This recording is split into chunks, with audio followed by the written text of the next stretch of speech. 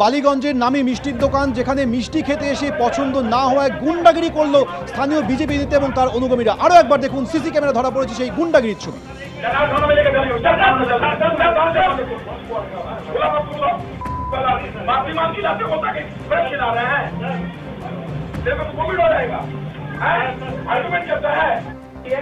तुम तो अभी आर्गुमेंट कर रहे हो, पूरा मामला तोड़ देंगे। कानून को जितना बोल लगा मानेंगे को जितों को बंद करा देंगे दुकान। वीडियो बनाइए तो गाली मत दीजिए।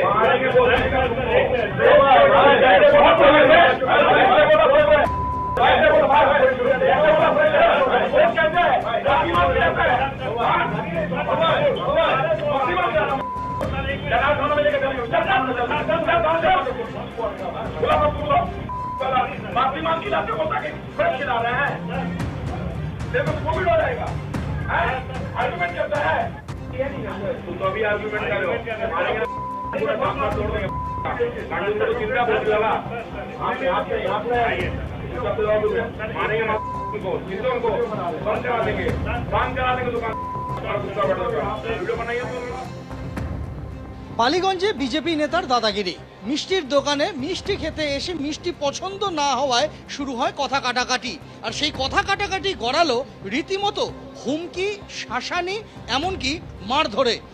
যে জায়গায় ঘটনাটা ঘটেছে বালিগঞ্জে, সেখানে একটি অভিজাত মিষ্টির দোকান, সেই দোকানের মধ্যে চলে আসেন বিবেক ত্রিপাঠী নামে বিজেপির বালিগঞ্জের বিধানসভা কেন্দ্রের 1 নম্বর মণ্ডলের ওই নেতা। তার সঙ্গে স্থানীয় পার্ক সার্কাস এলাকার আরেক নেতাও সঙ্গে ছিলেন।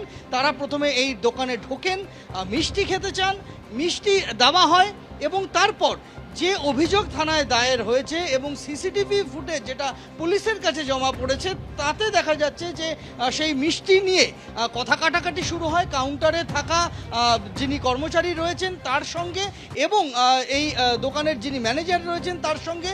তাদেরকে মারধর করা হয় এবং মারতে মারতে কাউন্টার থেকে বের করে নিয়ে আসা হয়।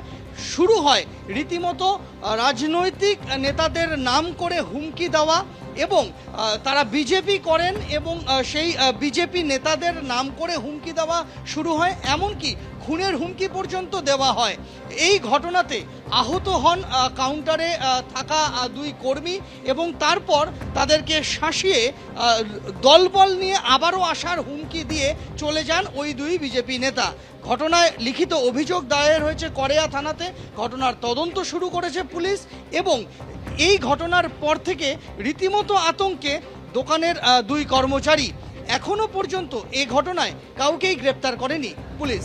সন্দীপ সাধুকার সঙ্গে সন্দীপ সরকার, এবিপি আনন্দ, কলকাতা। এবিপি আনন্দ, এগিয়ে থাকে, এগিয়ে রাখে।